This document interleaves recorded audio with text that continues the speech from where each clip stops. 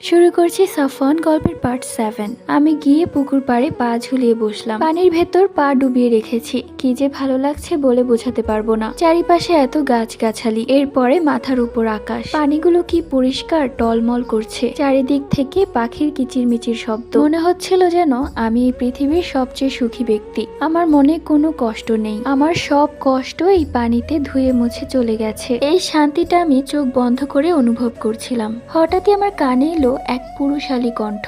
আহা, এই ঠান্ডা পানিতে পা ভিজিয়ে রাখলে তো ঠান্ডা লেগে যাবে। কথাটা শোনা মাত্রই আমি চোখ খুলে তাকাই। আমি দেখলাম আমার পাশেই বসে আছে কালো পাঞ্জাবি পরা একটা ছেলে। তার চেহারা ফর্সা, মুখে চাপদাড়ি, চোখ দুটো বেশ মায়াবী। আমি যে তার দিকে তাকিয়েছি সেটা দেখে সে মুচকি হাসলো। আমি যে কি পরিমাণ লজ্জা পেয়েছি সেটা কাউকেই বলে বোঝাতে পারবো না। আমি তড়িহড়ি করে পা উঠিয়ে ফেললাম পুকুরের পানি থেকে। সেই ভেজা পা নিয়েই আমি দৌড়াতে লাগলাম।